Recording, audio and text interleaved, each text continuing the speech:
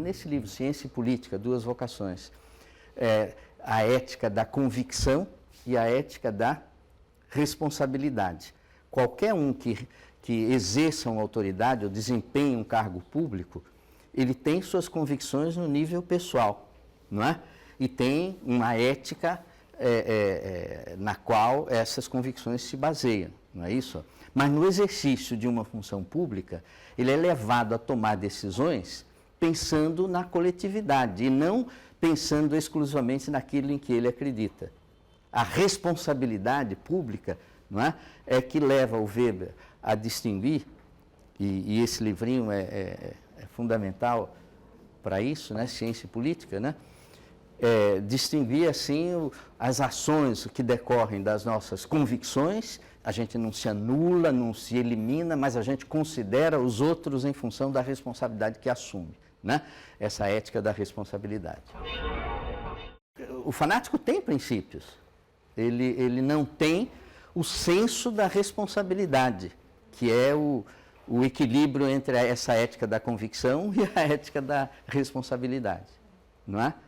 É muito interessante, porque o Weber, nesse livro, ele distingue, o título é Ciência e Política, ele distingue assim, a função do cientista, do estudioso, do intelectual, né?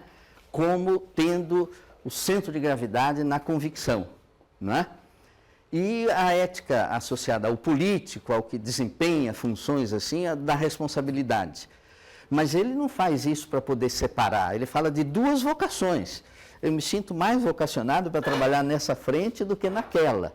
O outro mais naquela do que nessa, mas não dá para separar essas coisas, não é?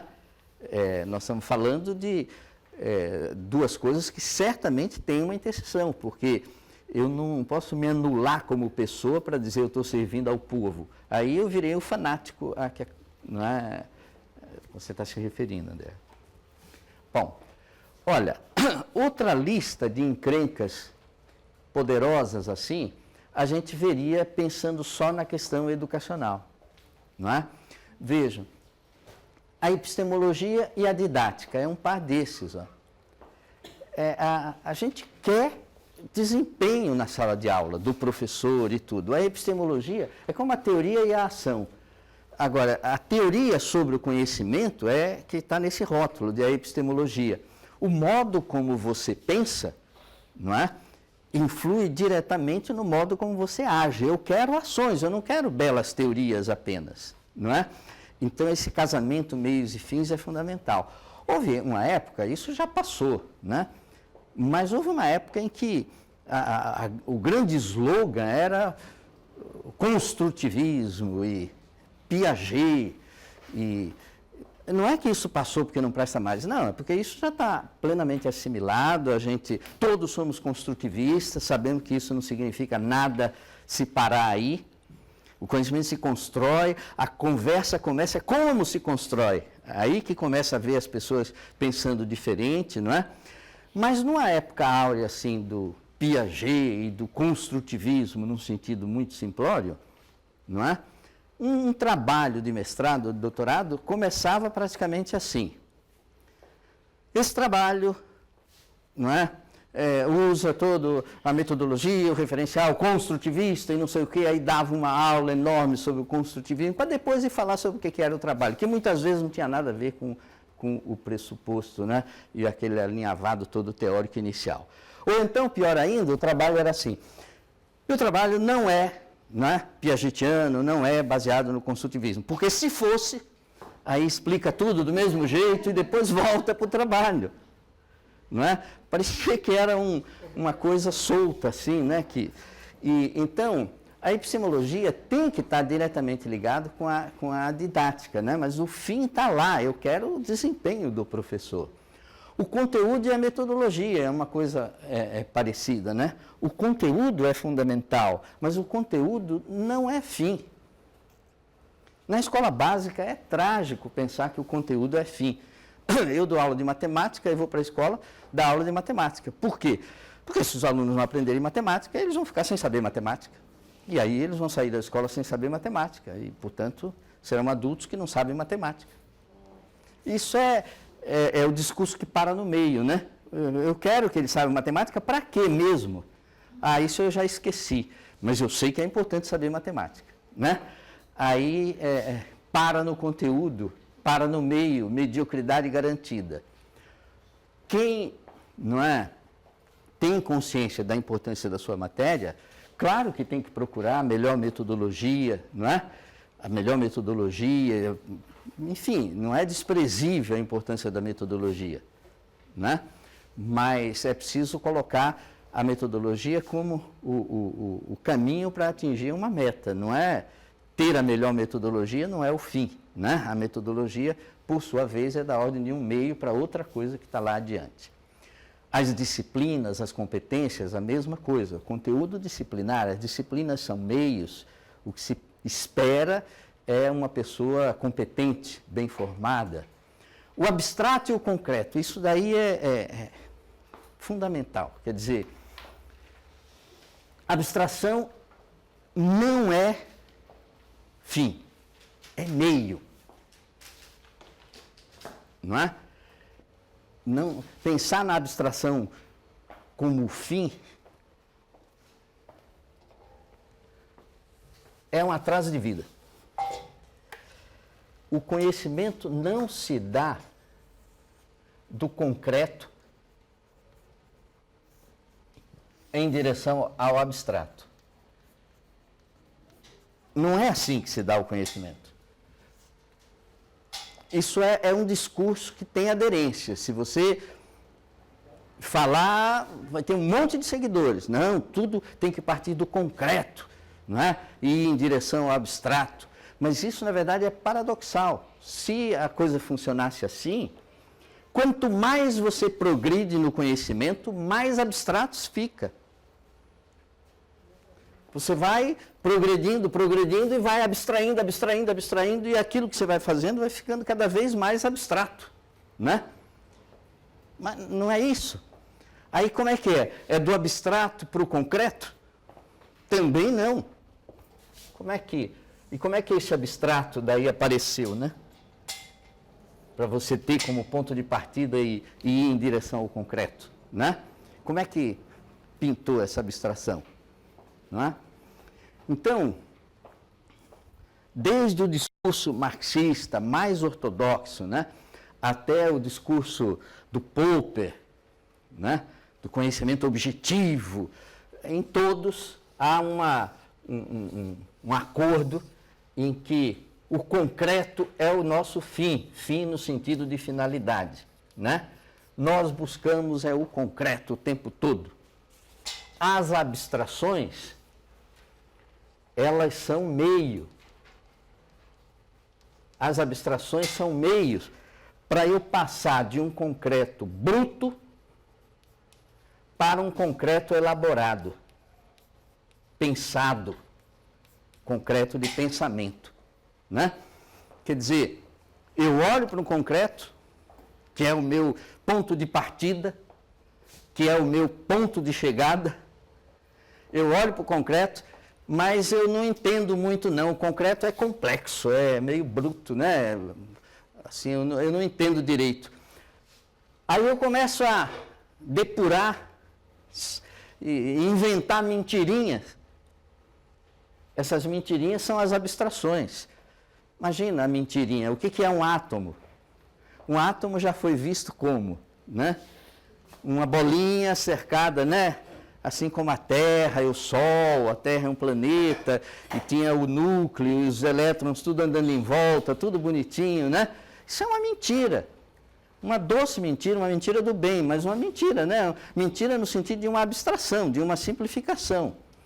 Hoje o modelo do átomo é outro, muito mais complexo, não é? Muito mais difícil, né? Até de falar, mas os modelos são, não é? Abstrações, são simplificações que nos levam a ver o concreto de uma outra maneira. Em vez de ser um concreto bruto, agora é um concreto elaborado. Em vez de ser uma máquina bruta que põe aí na minha frente, eu por meio de abstrações, eu acabo chegando numa planta da máquina, num desenho da máquina. Putz, o desenho é super abstrato, a máquina que está aí é que é concreta. Não, o desenho é concreto, né? O desenho é concreto, mas é um concreto de pensamento, é uma coisa elaborada, não é? Então, a abstração é sempre meio. E quanto mais eu prossigo nesse processo, mais eu tenho uma elaboração, um nível de elaboração diferente do conhecimento, um concreto elaborado, né? Isso não tem fim. É um processo que eu progrido nele, né? Fico mais consciente das coisas e quanto maior o nível de elaboração, quanto maior, não é? Mais amplas as abstrações. Mas, então, não é assim que o fim é o abstrato, porque seria andar contra o patrimônio aí, né? Buscar cada vez mais abstração. As tecnologias na educação também são um exemplo interessante de meios e fins, não é? Aí mais simples. A comunicação e a doutrinação. A comunicação, quer dizer, agora mesmo, ontem, hoje, anteontem, está se discutindo aí que o Congresso acabou de aprovar uma lei que sobre a liberdade da imprensa. Vocês viram? Não é? As pessoas têm direito de resposta. Tem o direito de resposta. Em igual medida, em menos de uma semana. Não, até no prazo máximo de 7 dias. Enfim, não precisava dessa lei. Porque qualquer um que se sente ofendido, já há recurso, já há modo de ele procurar a lei, não é? A lei existe. Difamar, mentir, tudo isso é pecado mortal, não é? Isso aí, o que vai, a intenção maior é de limitar a comunicação. Se é como a questão da prova e do indício. Você tem indício, você ainda não tem a prova, mas você tem indício e tem que trabalhar nos indícios para poder ver se prova ou se não prova.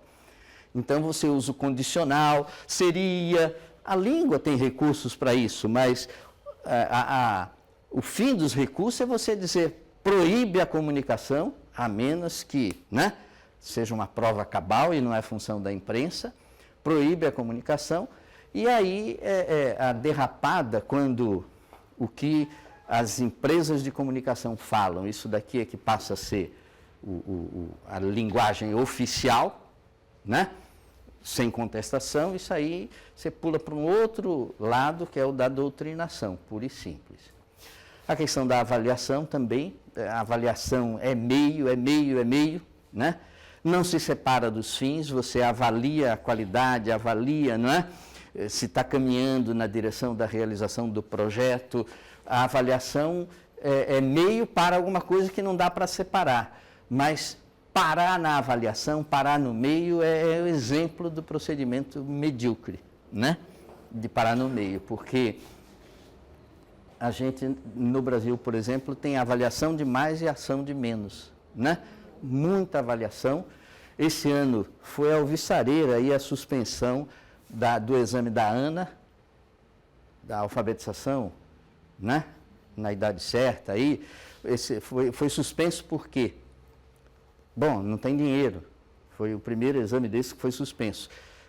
Do ponto de vista de custo, seria muito mais justo suspender o Enem, em termos de custo. Não, bom, tá bom, suspender o Enem não dá, mas suspender a TRI na avaliação do Enem. A TRI, em termos de custo, não é? É um absurdo. Então, paga alguns corretores, né? Bastante corretor, bastante tudo, mas esquece essa tecnologia sofisticada, né?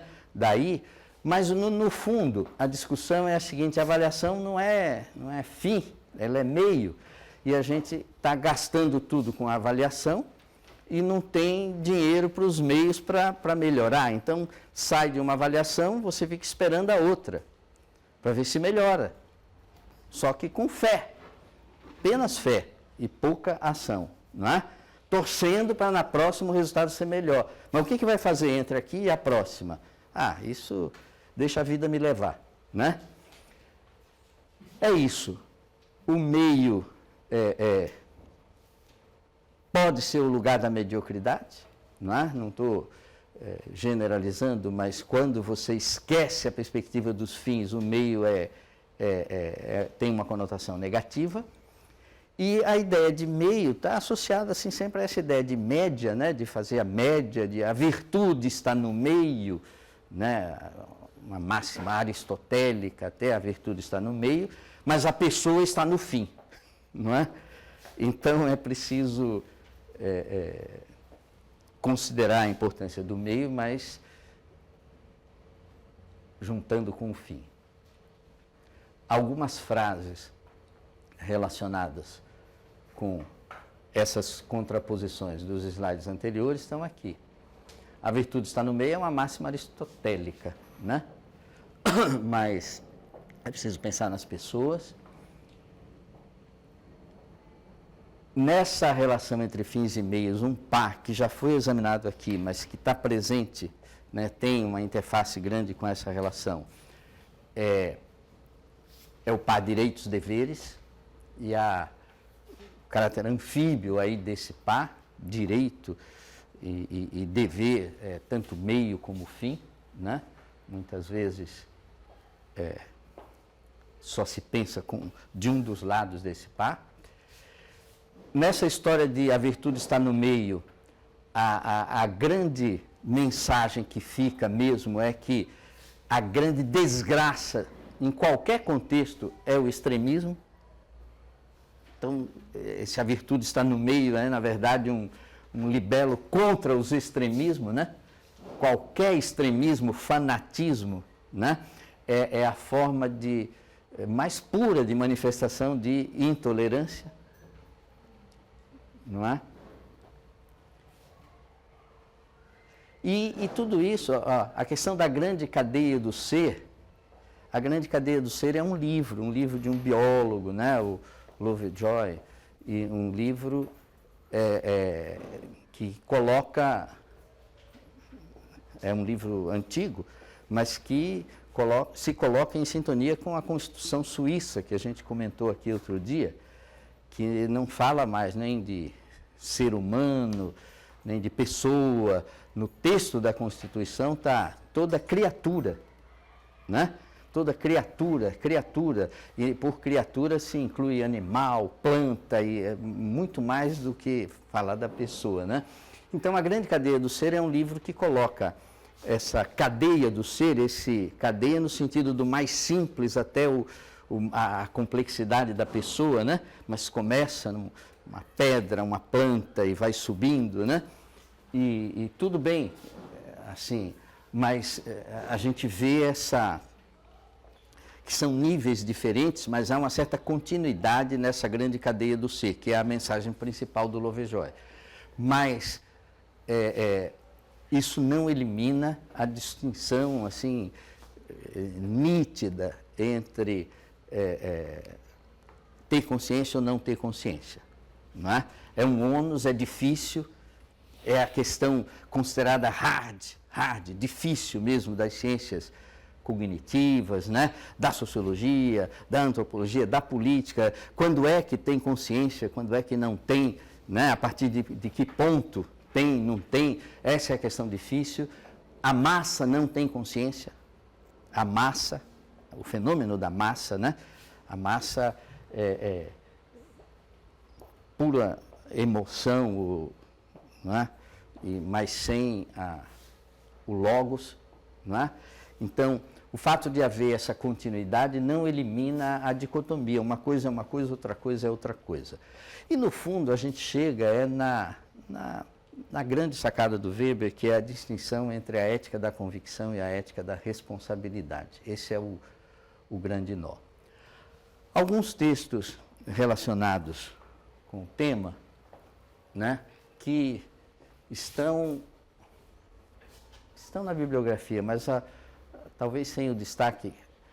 O do Maquiavel, O Príncipe, não é? Tem uma edição portuguesa que é assim, Maquiavel e Anti-Maquiavel. É o título, Maquiavel, Anti-Maquiavel. E é num volume só, uma edição portuguesa dessa editora, né? Guimarães.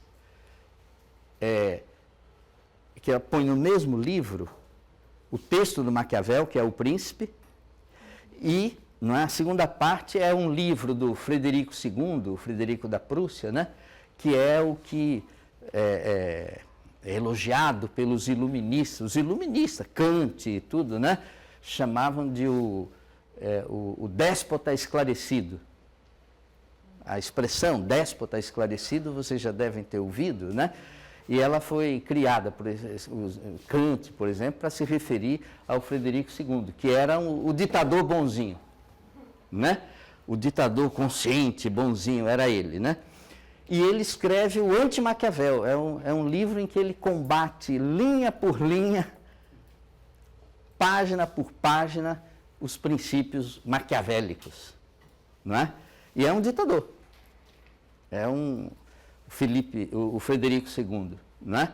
Então é muito interessante, num livrinho só você vê assim, a defesa de uma coisa e o ante aquilo ali, né? E tudo isso numa leitura não muito grande.